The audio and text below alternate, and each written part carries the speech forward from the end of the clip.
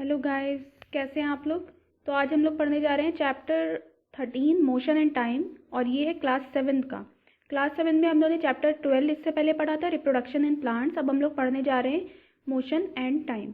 इसमें हम मोशन को टाइम से रिलेट करके पढ़ेंगे। तो पहले देख लेते हैं कि मोशन एक्चुअल में होता क्या है। Straight line, circular and periodic motion की बात की है। तो स्ट्रेट लाइन बिल्कुल जो स्ट्रेट में ऐसे चलता है उसको कहते हैं straight line motion. Circular motion एक सर्किल में वो मूव करता है तो उसे कह देते हैं हम सर्कुलर मोशन। और जो पीरियोडिक मोशन होता है उसको हम पीछे डिटेल में पढ़ेंगे। उसमें एक मीन पोजीशन होती है, उस मीन पोजीशन के इधर उधर टू एंड फ्रो मूवमेंट होता है, उसे कहते हैं पीरियोडिक मोशन। ठीक है, तो आगे हम इसको डिटेल में करते हैं। अभी और जो चैप्टर में वो देख लेते हैं।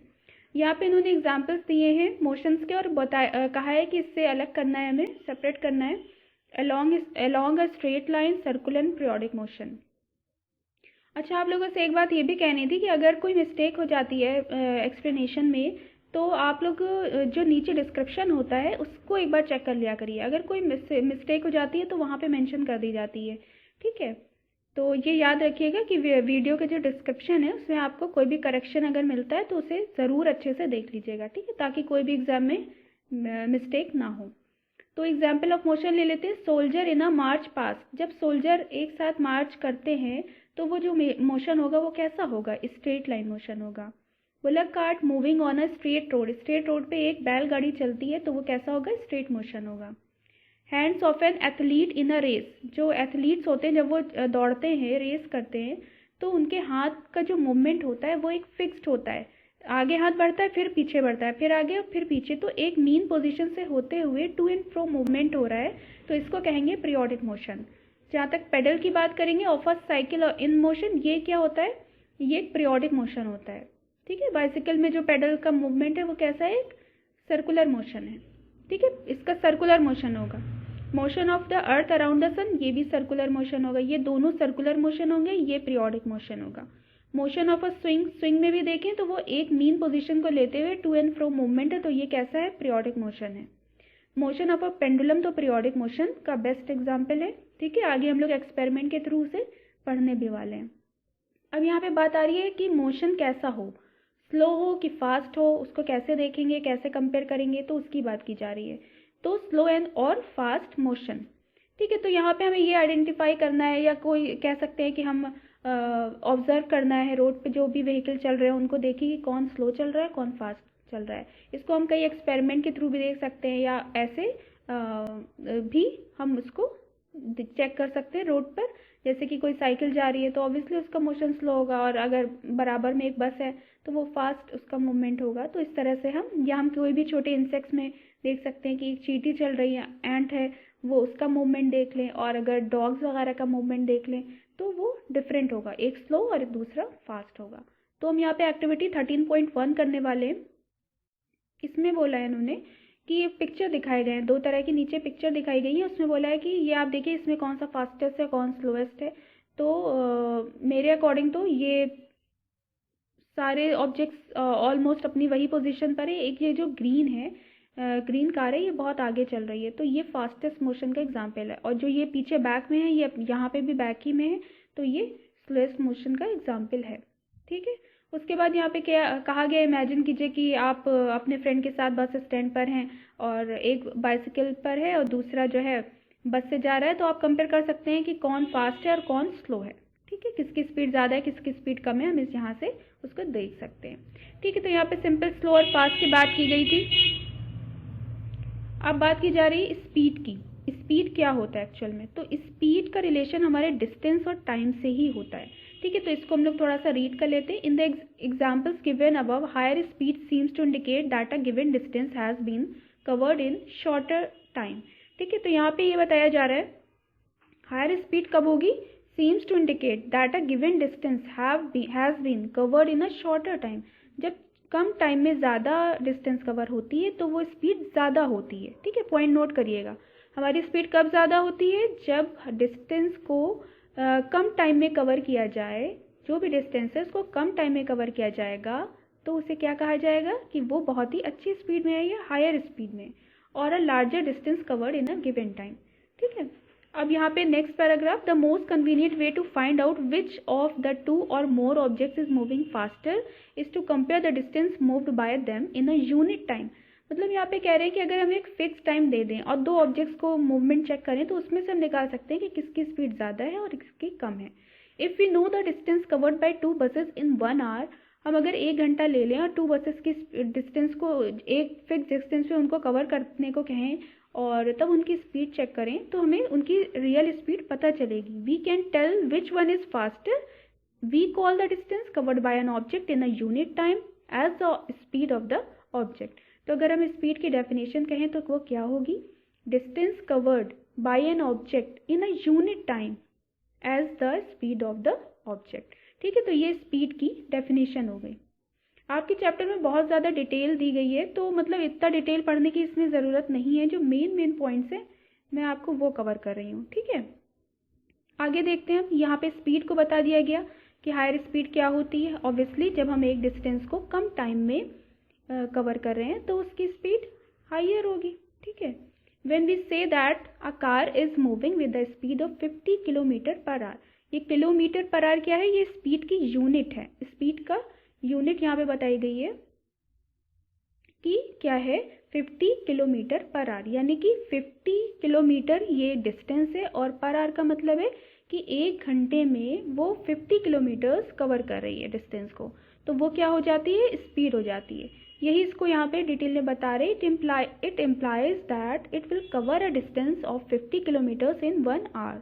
However, a car seldom moves with a constant speed for 1 hour. In fact, it starts moving slowly and picks up speed. So, when we say that the car has a speed of 50 kilometre per our, यहाँ पे ये कह रहे हैं कि जब car चलना शुरू हुई होगी तो उसकी स्पीड कुछ स्लो होगी, उसके बाद उसने अपनी एक स्पीड पकड़ती है वो आगे जाके। तो यहाँ पे लेकिन हम जनरली क्या एक कांस्टेंट वैल्यू बता देते हैं। ठीक है, यानी कि जो भी हम डिस्टेंस कवर कर रहे हैं वो समेशन होता है। यहाँ पे एग्जांपल के थ्रू आपको ये बात समझाते हैं। We usually consider only total distance. यहाँ पे हम क्या करते हैं कवर, कि जो भी डिस्टेंस कार जहाँ से चली, कहाँ पे रुकी, तो वो इनिशियल पॉइंट और उसका फाइनल पॉइंट डिस्टेंस हो जाती है। टाइम हमने ले लिया 1 घंटा। ठीक है, अब हमें इससे मतलब नहीं है कि उसकी स्पीड शुरू में क्या थी या उसकी स्पीड बाद में क्या थी, वो एक समेशन होता है। ठीक है, इसीलिए हम बस डिस्टेंस और टाइम को ले लेते हैं और उसकी स्पीड निकाल लेते हैं।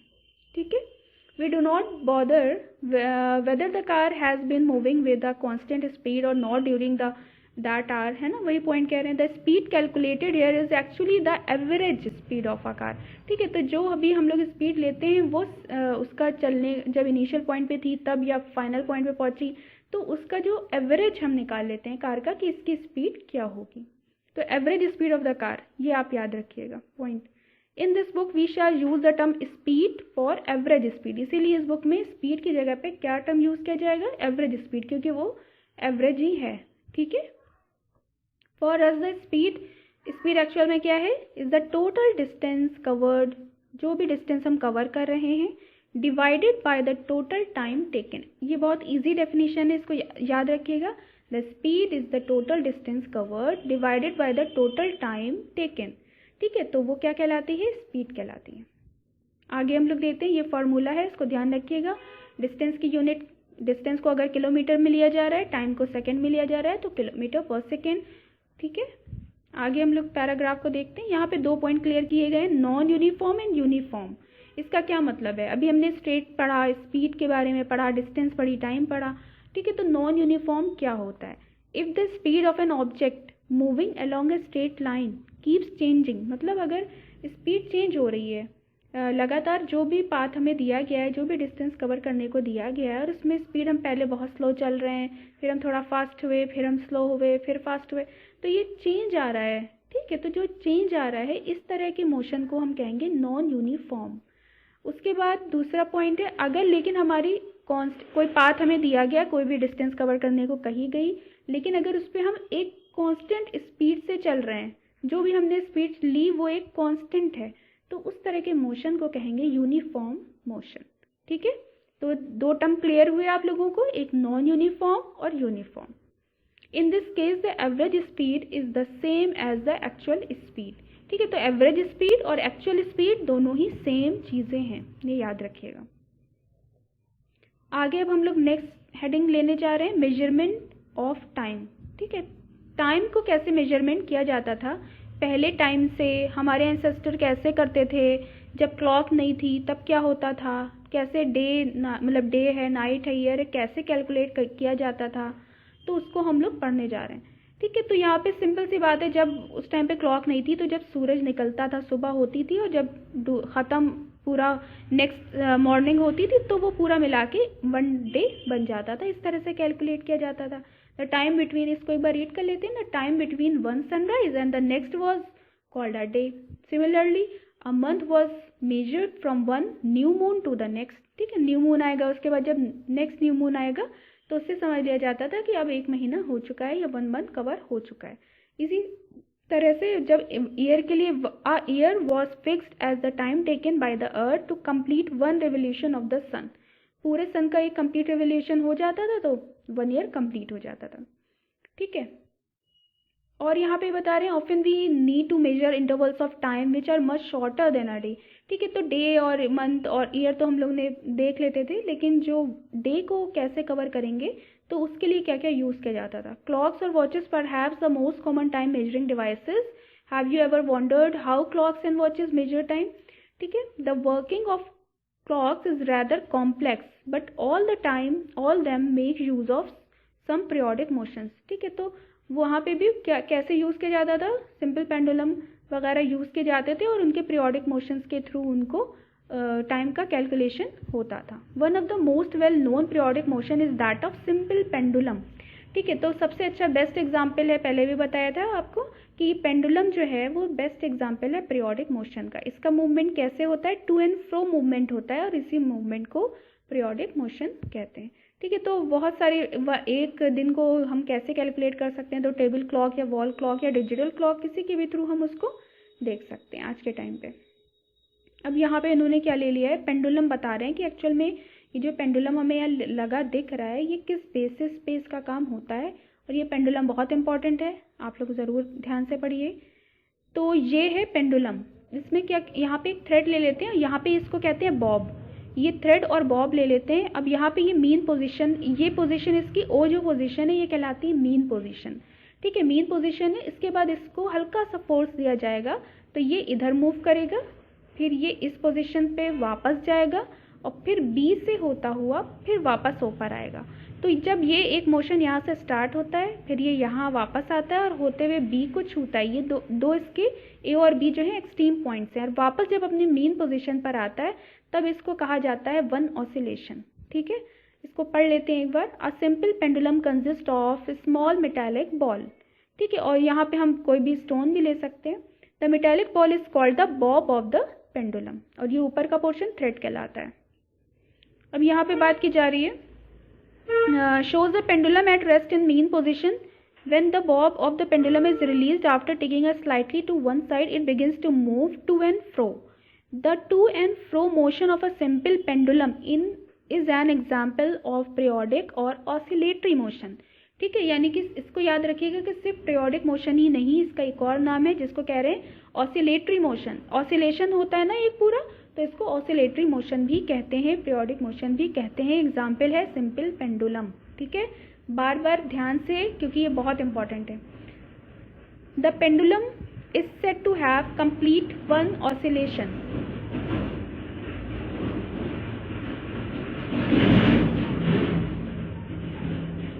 The pendulum is said to have complete one oscillation when its bob is starting from its mean position O, वही पॉइंट है, move to A and B and back to O। वही जो आपको बताया था कि मीन पोजीशन से चला A की तरफ, फिर A से वापस O पे आया और O से फिर B की तरफ चला और वापस मीन पोजीशन पर आया, पूरा एक ऑसिलेशन कहलाता है। ठीक है, The pendulum also completes one oscillation when its bob moves from one extreme position A to the other extreme position B and come back to A।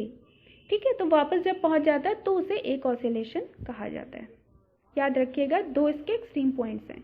ठीक है, अब यहाँ पे एक नया टर्म है टाइम पीरियड, उसको एक्सप्लेन किया जा रहा है। The time taken the time taken by the pendulum to complete one oscillation is called the time period. ठीक है, फिर से एक बार, the time taken by pendulum to complete one oscillation is called time period. अगर आपसे कोई कहे कि इसका टाइम पीरियड निकालिए तो आप क्या करेंगे, इसको एक बार मूव कर यहाँ पे फोर्स हल्का सा देंगे उसको, वो इधर से जाएगा, वापस इधर पे जाएगा, फिर एक्सट्रीम ये वाली पोजीशन पे आके जब ये रुकता है तब एक ऑसिलेशन हुआ। ठीक है, और एक ऑसिलेशन में कितना टाइम लग रहा है वो आप अपने स्टॉप वॉच में चेक कर देख लेंगे, वही उसका क्या कहलाएगा, टाइम पीरियड कहलाएगा। अब इसको हम लोग एक्टिविटी के थ्रू समझते हैं, एक्टिविटी 13.2। इसमें यही बताया गया है, इसको एक बार रीड कर लेते हैं ताकि कोई भी मिस्टेक ना हो। Set up a simple pendulum as shown in figure 13.4 with a thread or string of length nearby 1 metre. इसकी हम लेंथ 1 मीटर ले लेते हैं। स्विच ऑफ एनी फैंस ताकि वो मूवमेंट ना हो, ठीक है, वरना आप प्रॉपर रीडिंग नहीं ले पाएंगे। Let the bob of the pendulum come to rest, उसको रेस्ट पोजीशन में आने के लिए हम टाइम देंगे एट इट्स मीन पोजीशन या रेस्ट पोजीशन इसको कहा जाता है।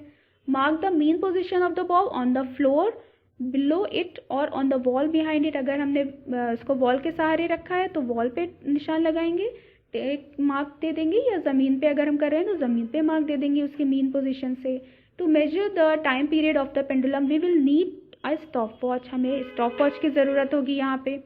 ठीक है, however if a stopwatch is not available हम टाइम क्लॉक या रिस्ट वॉच भी ले सकते हैं। To set the pendulum in motion gently hold the bob and move it slightly to one side. Make sure that the string attached to the bob is taut while you displace it. Now release the bob from its displaced position.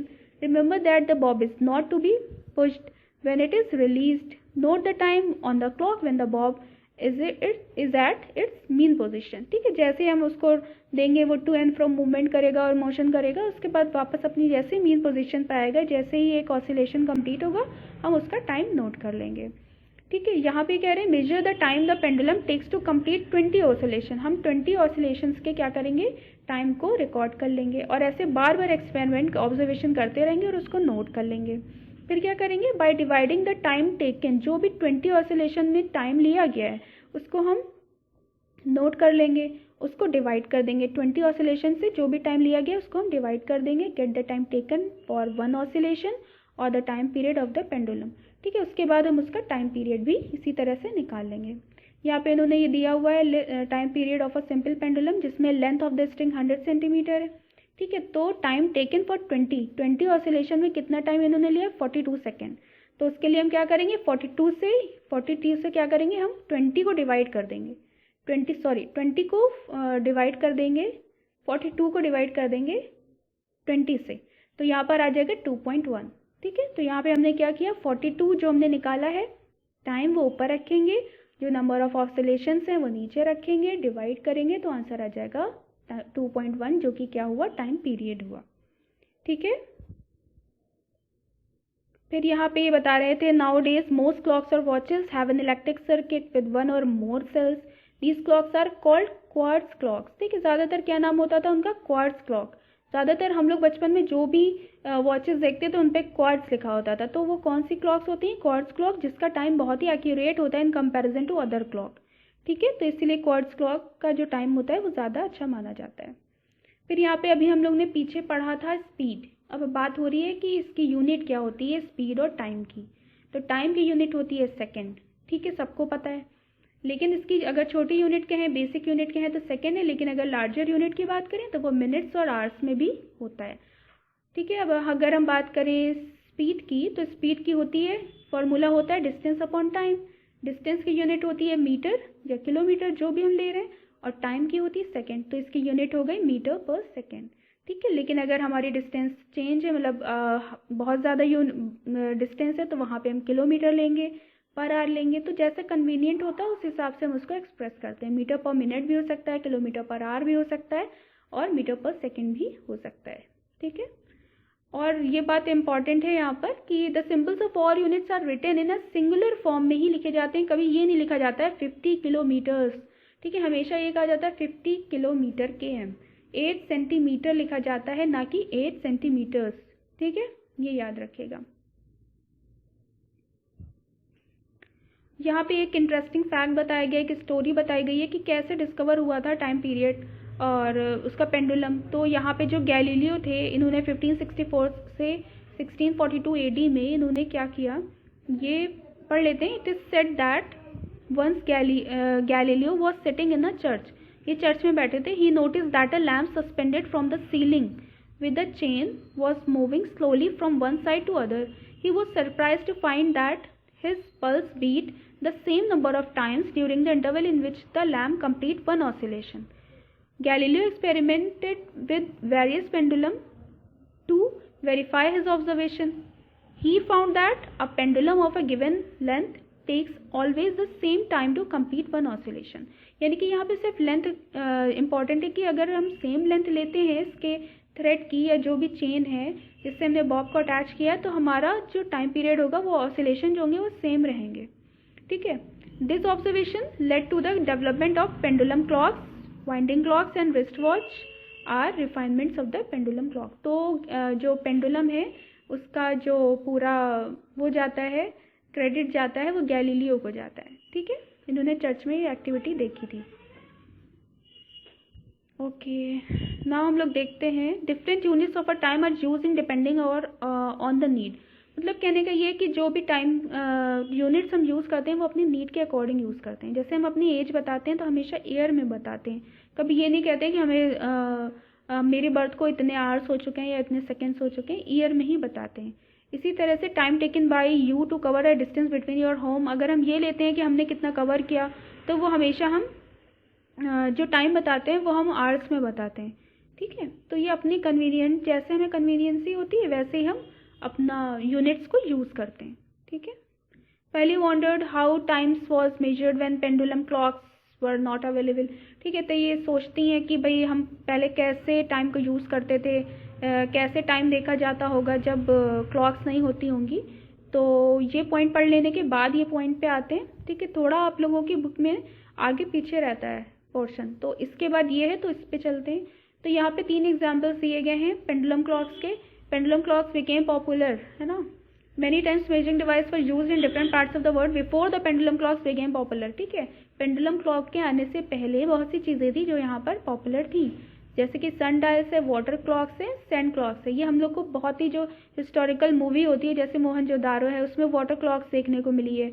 जो और भी जैसे हमारे जो वो होते हैं dramas वगैरह होते हैं हिस्टोरिकल, तो उनको अगर हम देखें तो उसमें ये सैंड क्लॉक्स वगैरह दिखाई जाती हैं, जिसमें एक टाइम के अकॉर्डिंग सैंड को डाल दिया जाता है और उसको उससे फिर टाइम को कैलकुलेट किया जाता है। ये यहाँ पे दिखाई गई है, ये देखिए, ये है sundial at Jantar Mantar in Delhi, sand clock, water clock. ठीक है, आगे अपनी ये नेक्स्ट हेडिंग मेजरिंग स्पीड को पढ़ने से पहले ये फैक्ट देख लेते हैं कि क्या इन्होंने बताया है। यहाँ पे ये बता रहे हैं कि जैसे अब हम सेकंड्स में लेते हैं टाइम को, तो यहाँ पे ये बता रहे हैं कि कुछ ऐसे भी होते हैं यूनिट्स जो सेकंड से भी कम टाइम की चीज़ों को देख सकते हैं, उसको मेजर करते हैं। जैसे कि माइक्रो सेकेंड्स हो गए, नैनो सेकेंड्स हो गए, तो उनको बता रहे हैं कि 1 माइक्रो सेकेंड में 1 मिलियंथ ऑफ अ सेकेंड्स होते हैं, नैनो सेकेंड में 1 बिलियंथ ऑफ द सेकेंड्स होते हैं। ठीक है, नैनो मतलब बहुत छोटा। ठीक है, जैसे इसमें 10 की पावर -9 आ जाता है और इसमें 10 की पावर -6 आ जाता है। तो इस तरह से ये बता रहे हैं कि ये होता है। ठीक है, तो मतलब क्योंकि टाइम ऐसा नहीं है कि सेकंड से छोटी कोई यूनिट नहीं है, उससे भी छोटी यूनिट होती है। तो अब हम बात करते हैं मेजरिंग स्पीड की। स्पीड को कैसे मेजर किया जाता है, तो इसके लिए एक्टिविटी है, देखते हैं। कोई भी स्पीड अगर हम देखना है तो इसके लिए सिंपल सा ये एक्सपेरिमेंट किया गया है। ये बच्चा है और एक लाइन उस पर बना दी गई है। ठीक है, तो बॉल को मूव करवाया जाता है, तो उसके अकॉर्डिंग उसको उसकी स्पीड चेक की जाती है कि कितनी डिस्टेंस है, कितना टाइम लिया, और हम कई बॉल्स को लेकर उसको देख सकते हैं वो कम रेस्ट में आई, मतलब इनिशियल पॉइंट क्या है, फाइनल पॉइंट क्या है। ठीक है, तो मोशन का 2 पॉइंट हम देख कर और उसकी डिस्टेंस लेके हम स्पीड को निकाल सकते हैं डिस्टेंस अपॉन टाइम से। तो ये पूरे एक्सपेरिमेंट में यही बताया गया है।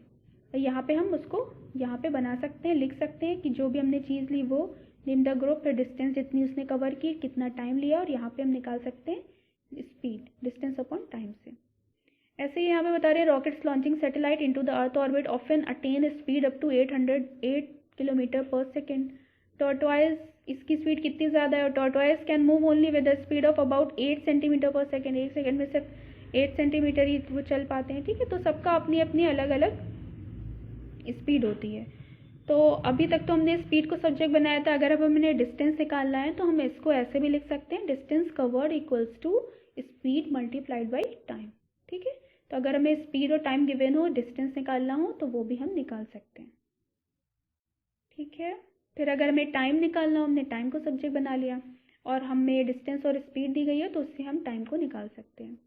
बूजो को देखते हैं क्या बात आई है इनके दिमाग में। Boojho wants to know whether there is any device that measures the speed. क्या कोई डिवाइस होती है जिससे हम स्पीड को मेजर कर सकते हैं? तो ऑब्वियसली होती है, स्कूटर, मोटरसाइकिल और जो कार हैं, dashboard boards of car, buses and other vehicles में हमें दिखता है स्पीडोमीटर। ठीक है, स्पीडोमीटर का यहाँ पे दिखाया गया पिक्चर, ये है स्पीडोमीटर। ठीक है, तो ये स्पीडोमीटर का यूज़ किया जाता है, इसके थ्रू मेजरमेंट स्पीड को मेजर किया जाता है। इसको बाकी इसकी डिटेल जो है रिमेनिंग वो हम लोग पार्ट 2 मिलेंगे। ये पार्ट 1 है, इस चैप्टर को यहीं पे ख़त्म करते हैं। इससे पहले बस ये टेबल देख लीजिए। यहाँ पे ऑब्जेक्ट्स अलग अलग दिए गए हैं, चीता, blue fish, Falcon, rabbit, squirrel. ठीक है, सबकी अपनी अपनी अलग अलग स्पीड है। इनकी 320 किलोमीटर पर आवर स्पीड है। और इसको कैसे निकाला है इन्होंने? ये किलोमीटर पर आवर से इन्होंने मीटर पर सेकेंड में कन्वर्ट किया है, यूनिट्स में चेंज किया जा रहा है।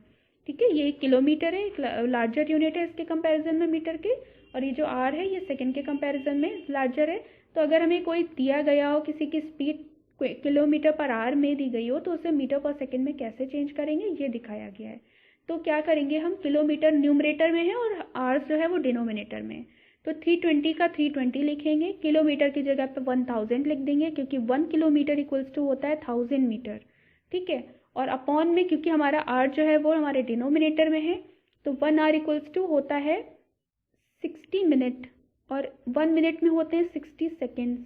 ठीक है, तो जब आर से डायरेक्ट हम सेकेंड्स में जा रहे हैं तो यहाँ पे 260 से, मतलब 60 एक बार लिखेंगे, फिर 60 लिखेंगे, इससे हम मल्टीप्लाई कर देंगे। जब इसको कैंसिल कर देंगे तो हमारी यूनिट आ जाएगी मीटर पर सेकेंड में।